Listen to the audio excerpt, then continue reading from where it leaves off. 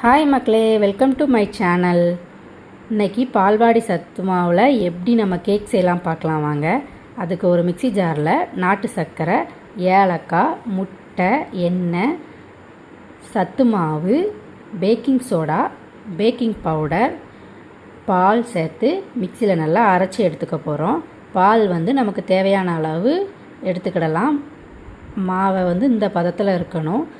மாவை ஒரு சின்ன பாத்திரத்தில் ஊற்றிட்டு அதை குக்கரை ஃப்ரீ ஹீட் பண்ணி வச்சுக்கோங்க. மாவில் நமக்கு தேவையான நட்ஸு போட்டுக்கலாம். குக்கர் ஃப்ரீ ஹீட் பண்ணி வச்சுட்டு அந்த இதில் மாவை தூக்கி வச்சு ஒரு மூடி போட்டு மூடிக்கோங்க. குக்கரை மூடிட்டு அடுப்பை லோ ஃப்ளேமில் வச்சுக்கோங்க 30 நிமிஷத்துக்கு. 30 நிமிஷம் கழித்து குக்கரை திறந்து பார்த்தா கேக் நல்ல இஞ்சி போல் வெந்து வந்திருக்கும்.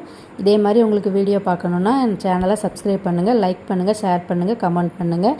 தேங்க்யூ ஃபார் வாட்சிங்.